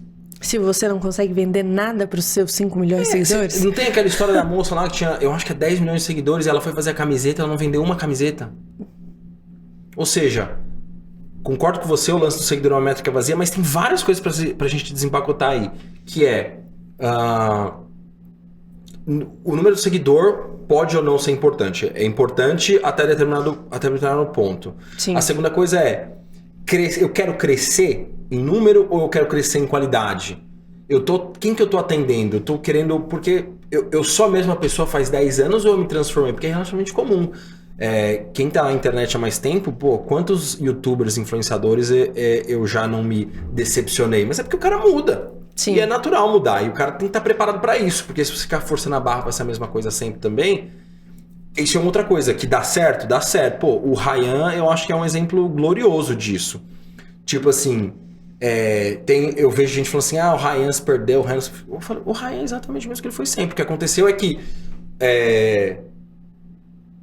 a internet, o ambiente, o mercado mudou, o ambiente evoluiu, as coisas mudaram, as trends mudaram, tudo se transformou e ele continuou fazendo a mesma coisa. Ele tá errado? Não, ele sabe com o público que ele tá falando. Sim. E tipo assim, o que aconteceu? Sem entrar muito em detalhes nesse sentido, mas ele sempre falou uma linguagem muito voltada para um jovem e para um jovem mais revoltado, para um jovem mais que quer quebrar, que quer se transformar, né? E ele sempre falou para essa galera, em determinado momento, por um cruzamento de planetas e energias, aconteceu que se juntou um grupo maravilhoso, inexplicavelmente gigantesco ao redor dele, porque de fato ele tem esse poder mesmo, ele tem uma personalidade que é incomparável. Sim. E ele também de fato é brilhante naquilo que ele se propõe a fazer. Só que aconteceu, ele continuou a produzir o conteúdo que ele sempre produziu. Aí o pessoal que tinha 16 a 25 anos ficou com 30 anos e não acompanhou mais ele. Mas todo dia tem alguém de 16 anos conhecendo ele a primeira vez. E ele tá falando sempre a mesma coisa. Sim. Sempre falando do jeito dele, das teorias dele, do que ele enxerga, como é que ele vê o mercado. E aí o influenciador precisa descobrir se ele quer ser sempre a mesma coisa, e ele precisa estar preparado pra galera falar como falam dele, se perdeu, não sei. Não, ele tá fazendo o que ele sempre fez. É que você começa a olhar com outro olhar. Tem que estar preparado pra isso, porque é muito difícil pro cara ficar ouvindo isso, entendeu? Se perdeu relevância e tal, e pode perder, porque vai aparecer concorrentes, você tá concorrendo com outras coisas, com a própria transformação do mercado, né? Ou se você vai ser um cara que, de novo, tem que estar o tempo todo se revolucionando para acompanhar o que tá mudando. Agora não é mais Reels, agora é Stories, agora não é mais Stories, é foto, agora não é mais foto, é vídeo. Agora precisa ter o TikTok também. O cara precisa se adaptar, entendeu? E mais do que isso, ele precisa saber o que ele quer.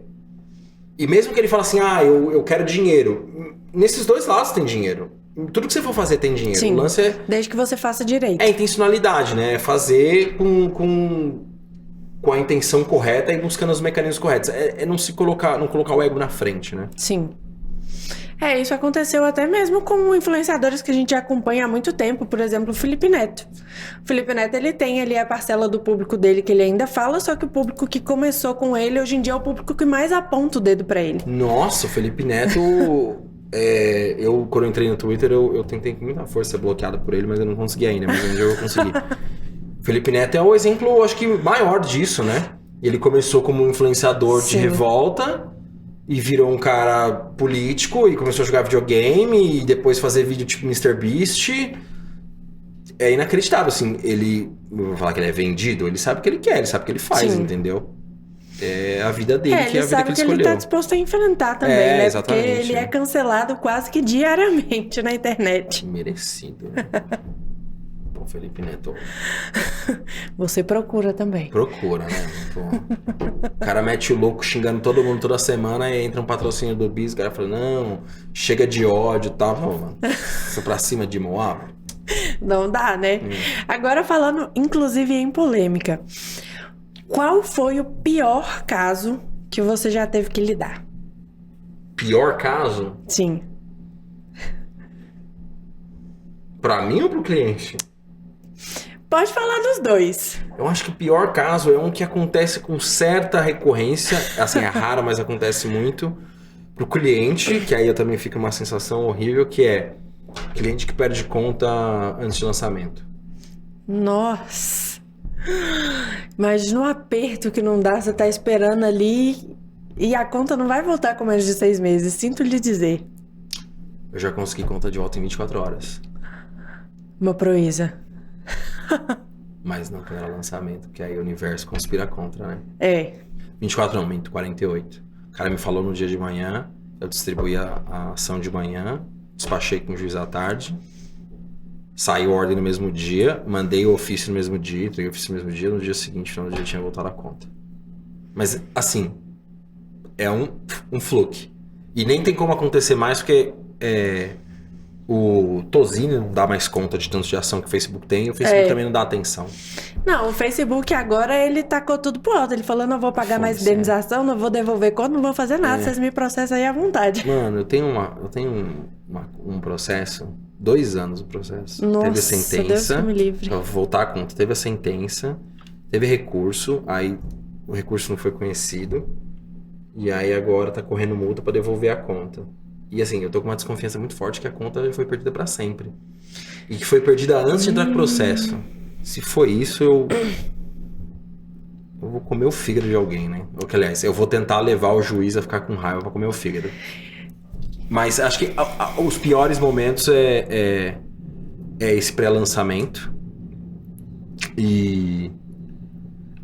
deixa eu ver. Aconteceu com o Ryan. Dessa aí eu fiquei sabendo, ele perdeu dinheiro, viu? Foi muito dinheiro. Nossa senhora. Alguns milhões. E... eu acho que esse é o pior, assim, o que mais dói, porque é terreno alugado, né? É. Não tem muito jeito, né? E aí agora o mais sofrendo. polêmico. O mais polêmico? Considerando que você já advogou pro Ryan, eu acho que deve ser difícil escolher o mais polêmico. Quando eu trabalhava no escritório, eu atendi a agência que agenciava o PC Siqueira quando estourou o primeiro escândalo lá do vídeo, da conversa. Foi tenso. Porque foi um efeito mais ou menos o que aconteceu com a Choquei. Sim. Que a Choquei fez uma merda e todo mundo em volta saiu correndo pra deletar, não conheço a Choquei, não sou amigo e tal. E tinha um casting de 70 pessoas na agência. Com produção cruzada. Foi bem difícil. Foi bem difícil. E nem entrando no mérito, porque no final das contas a investigação não terminou. Sim. Mas de fato ele assumiu que sentiu tesão, o que é muito diferente. Obviamente que isso é horrível, né? Mas o cara tem esse problema, precisa se tratar, precisa se castrar clinicamente. Tem 1 milhão de coisas que ele pode fazer, né? Não é porque ele tem isso que tem que morrer. Mas o cara conversar sobre isso com outra pessoa é absolutamente... Como que você faz um gerenciamento de risco em um caso tão grande quanto esse? Porque se você for parar pra pensar, 70 pessoas têm conteúdo pra caramba. Não só lançado, como a ser lançado, planejado. O jeito mais fácil, aliás, o jeito mais fácil e ao mesmo tempo, assim, o menos complexo e mais difícil, né? É sair na frente e controlar a narrativa. Mas você precisa saber se você vai comprar a ideia do cara ou não. Sim. Se o cara é inocente ou não. Com marca, não tem essa. Com marca, foda-se se o cara é inocente ou não. Com marca, você tem que queimar o cara mesmo e tacar na fogueira e foda-se. Então, tem que falar, olha, é horrível e enquanto tiver investigação, ninguém aqui tem nada com ele. E por trás do pano, falar, cara, se precisar de alguma coisa, fala com a gente, mas sei lá, vi. Mais ou menos o que aconteceu com o Cariani, então. Mas o que aconteceu com o Cariani? É basicamente isso. É que, por exemplo, com o Cariani, isso é interessante porque não é toda crise que é igual, né? Sim. Porque se for parar pra pensar, você falando como advogado, fazendo o papel de advogado do diabo, tá? Eu não teria o menor problema em defender um traficante. Eu também não. Uso droga, entendeu? Não é uma droga que ele... Você toma cerveja? Sim. Fuma cigarro? É droga. Obviamente que vai ter um limite que a droga é permitida ou que é proibida, mas é droga. Agora, no caso do PC, é completamente diferente. Já é... Entendeu? Então, por exemplo, no caso do Cariani, a estratégia que eu adotaria seria completamente outra. Seria de falar, não, tamo junto, independente do que aconteça, porque o lance tem muito a ver com a marca. Sim. Você não pode ter um mapa pronto porque tem muito a ver com a marca. O PC era um cara que era estritamente personalidade. Ele tinha um jeito meio queer, que assim, ele era meio esquisitão, né? Esse era o charme dele, que era esquisitão. Mas ele não era um cara que era conhecido por fazer reviews de livros. Ele era um cara conhecido porque ele falava da vida dele, falava do que tá acontecendo. Mas o Cariani tem um branding muito forte de saúde. Sim. Aí, obviamente que eu tô extrapolando aqui, mas por onde ele tá sendo investigado, olha só que coisa maluca, né? Era uma coisa que, por coincidência do destino, eu entendo pra cacete, que é mapa de produto químico, porque eu trabalhei já com consultoria pra empresa de produto químico, que produto que faz droga é controlado pela Polícia Civil, produto que faz explosivo é controlado pelo Exército, e produto venenoso é controlado pela Polícia Federal. E tipo, você tem que entregar um mapa, às vezes é mensal, tem um que é trimestral, de cada grama que você vendeu ou não. E é um inferno, porque se você tem produto que você vende por quilo, tem produto que você vende por litro, e tem produto que tem densidade diferente, sim, porque não é o mesmo peso, o mesmo volume, e você negocia com o seu cliente quilo, mas para fazer o mapa tem que ser litro. E aí começa uma confusão, porque você não vende 1 litro, você vende 14 toneladas para 38 clientes diferentes, entendeu? Nossa. E aí tem empresa especializada nisso, tem programa para fazer isso, mas a chance de ter um erro é gigantesca. Eu já fiz defesa já para a empresa disso, entendeu? Sim. Óbvio que no caso dele tem vários outros indícios, né? Mas, por exemplo, como é que eu faria no caso da marca dele se eu tivesse pessoas associadas? Cara, vai lá, defende o cara até o fim. Por quê? Porque a acusação é de um mapa, aí tem alguns e-mails e tal, só que o branding dele é de saúde. Óbvio que tu vai ter um choque de falar, pô, o cara tá vendendo negócio pra refinar crack, mas ele vende saúde. Mas ele tem resultado comprovado na saúde. Sim. Foca nisso, porque no final do dia, se não é um crime de ordem sexual, que aí você tem que se afastar de qualquer jeito, até por uma questão humana das vítimas, né? Sim. Ou até um crime de roubo também, que, por exemplo, nesse caso específico, eu sei que eu posso estar sendo viajando, né? Mas como uma pessoa que acredita na absoluta liberdade das pessoas fazerem escolhas, o cara consumir droga é uma escolha. Tá viciado, é horrível, tem várias questões aí econômicas a serem tratadas, obviamente que também o tráfico também desestrutura o tecido social, mas no final do dia você pode falar, cara, ele vendeu pro tráfico, é horrível, mas olha só o que ele construiu de saúde, olha só o que ele construiu de marca aqui. E para qualquer um que tá associado, até por uma questão oportunista, de falar, pô, eu vou defender o cara até o fim, porque o que eu vi dele é que ele é incrível, maravilhoso, tal. Até sair uma sentença de segunda instância, eu vou aproveitar o máximo possível que tem uma marca muito positiva a ser explorada aqui, entendeu? E deixar muito claro, falar, ó, a gente dá apoio, tal. E se ele for condenado, falar, bicho, eu não sabia dessa atividade dele. Sim. Explorar, eu acho que é o jeito de pegar o upside, a depender do crime, você tem que explorar o máximo possível do upside. E outra, né? É sempre muito ruim. É muito ruim atacar quem tá se fudendo, por quê? Porque você não tem... As pessoas atacam não é pra ganhar ponto, é pra não perder ponto, né? Não tem upside. Então não faz muito sentido, a não ser que você esteja... As pessoas fiquem jogando na sua cara o que você vai falar, o que você vai falar, o que você vai falar. O ideal é sempre proteger, porque no longo prazo, você é o cara que protegeu a parte boa. E se o cara for condenado pelo tráfico, fala, pô, que horrível, tal, não sei o quê. Era não o sabia. Que eu acreditava dele, né? Era o que ele me mostrava, né? E aí eu acho que isso vem de muito mais veracidade do que falar, nossa, agora não posso mais, porque puta que horrível, tal. Porque você tá ali vinculado 100% do tempo com a pessoa. Aí ela passa por um momento difícil, você desvincula, nossa, é um falso, vai me desculpar. Então, isso que é o lance de entender o que é a sua marca, o que é importante pra marca, é o seguinte... É um pouco a minha relação com a indústria woke. Sim. Que é assim, que destruiu os quadrinhos nos Estados Unidos. Destruiu, não existe mais. Todos os personagens agora eles são da sigla LGBT. Todos. Sim. Todos. Isso é um problema? Não é um problema. Absolutamente não é um problema. Qual que é o problema?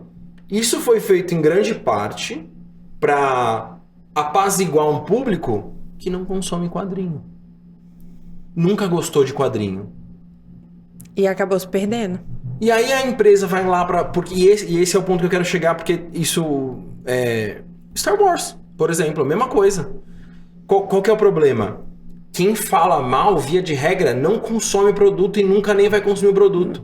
E quem consome o produto vai consumir o produto mesmo com as pessoas falando mal. Sim. Então, por exemplo, no caso do Cariano, no caso dos quadrinhos, foda-se pro seu público que você tá sendo acusado e tal. Você vai continuar consumindo o produto, não vai mudar. Agora, quando você toma alguma atitude pra atrair o público geral, ou pra agradar o público geral que não é seu público, você não vai ter aquele público e você vai perder seu público original. Então, por exemplo, os caras do fitness, Sim. que saíram queimando o Cariani, eles vão se queimar com quem é do fitness também.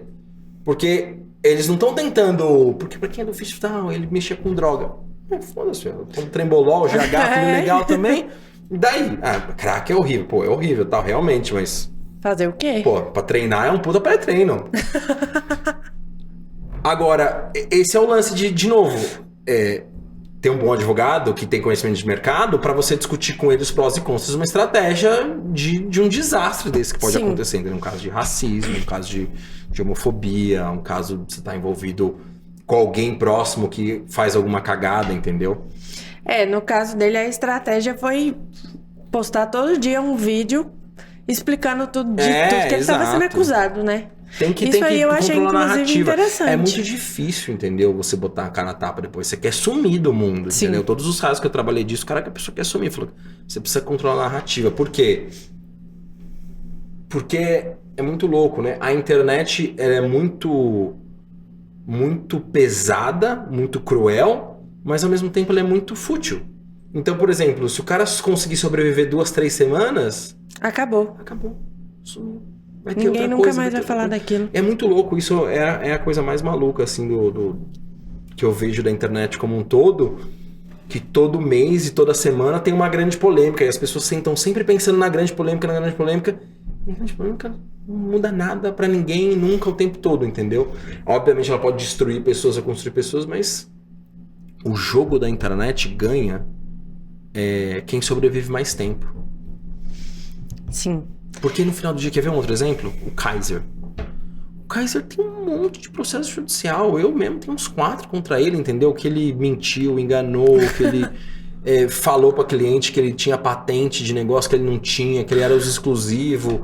Quando ele processou o Ryan, eu fiz uma reconvenção com um anexo que tinha umas 30 folhas só de mentira dele, de coisa que enganava, vídeo dele falando que curou a mulher que fica cega, prometendo o retorno de quem comprasse a cápsula comprasse cota da cápsula ia multiplicar por 5 mil, porque... E ele conta umas histórias mentirosas, assim, tipo assim, igual o Pablo Marçal, só que o Pablo Marçal faz aquilo para as pessoas endeusarem ele. Mas o Kaiser fazia para vender cota da cápsula, para vender produto...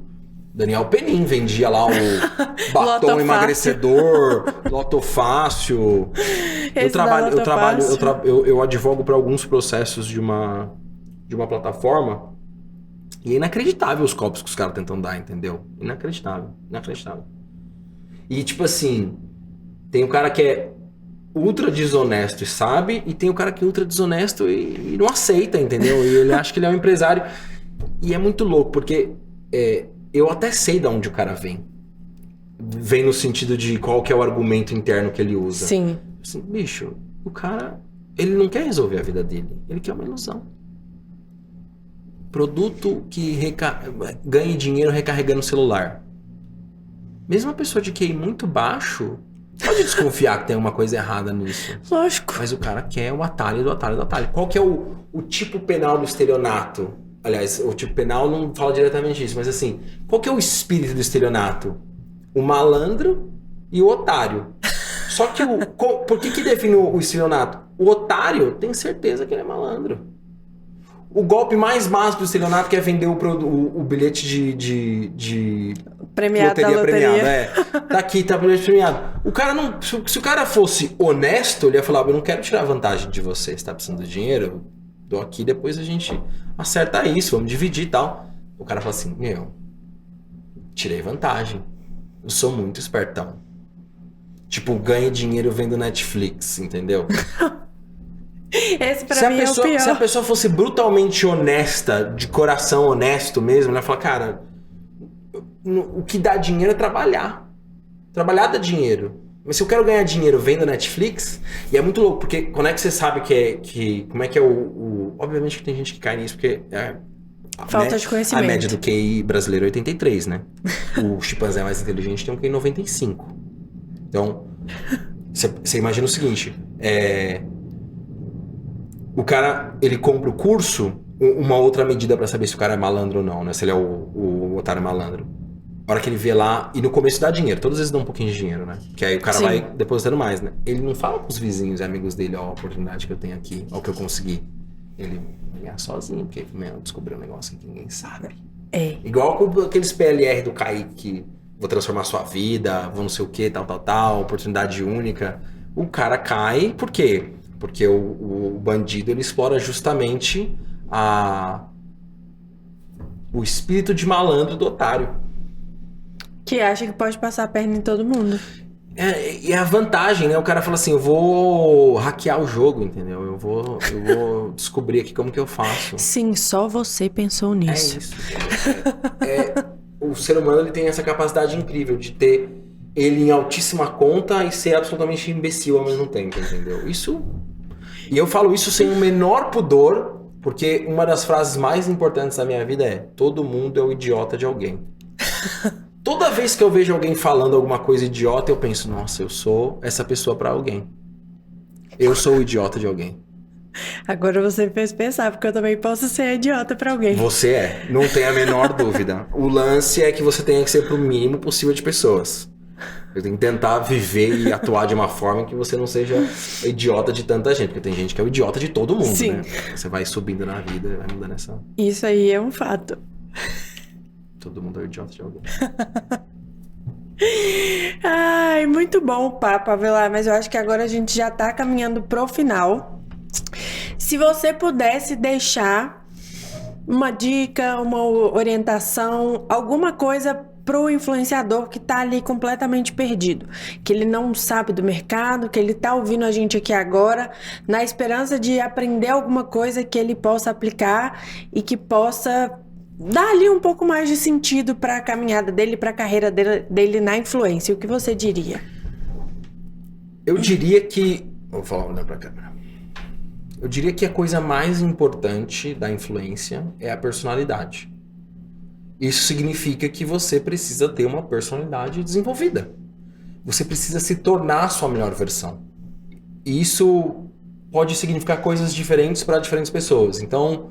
pode significar para alguém, eu vou começar a aprender música, eu vou começar a fazer teatro, eu vou começar a ler mais livros, eu vou começar a escrever poesia, eu vou começar a pintar, eu vou viajar mais.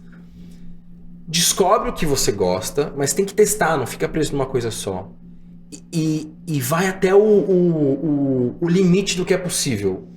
No espírito de maestria, de eu vou virar o melhor nisso. Se você é um cara do videogame, ou um cara que faz piada, é o espírito do artesão. Como é que eu faço para me tornar o melhor naquilo que eu sou? A partir de uma perspectiva de melhorar a mim mesmo. Então, quais são os meus defeitos? Tem defeito que o nosso maior superpoder, via de regra, é a nossa maior fraqueza ao mesmo tempo, né? O super-homem. O maior poder do super-homem é que ele é invulnerável. O problema dele ser invulnerável é que nada pode afetar ele. Então, a vida dele perde um pouco a graça. E na vida a gente tem muito disso, né? Se você é muito teimoso, pode te ajudar com coisas incríveis, mas também pode te tirar várias oportunidades. Eu acho que é se conhecer... e se melhorar e se desenvolver como pessoa. E compartilhar essa jornada. Que essa é o que a gente deseja quando a gente está buscando um influenciador na internet, é a identificação com o nosso melhor, com o nosso pior e com o nosso melhor. E às vezes está na mesma pessoa. Aquela pessoa tem defeitos, tem qualidades, mas foco em se tornar uma pessoa melhor e se tornar a sua melhor versão. E isso naturalmente vai atrair as pessoas. Boa. E com grandes poderes vem grandes responsabilidades. Melhor ainda é lembrar disso. E para quem quer te acompanhar nas redes sociais e quer aprender o que você ensina de graça, quais são suas redes sociais? Pode me seguir no Instagram, eu tô no Gabriel Avelar, ADV. E o escritório, Avelar Digital, agora tem um perfil, que é avelar.digital, e que eu vergonhosamente não estou produzindo conteúdo ainda, mas esse ano deve crescer bastante. Esse ano também devo começar a produzir conteúdo em mais plataformas. Me acompanha lá, pode ser que seja esse o ano, talvez, que eu lance um curso ou faça alguma coisa. Veremos. Então é isso, pessoal. Eu te agradeço, Gabriel.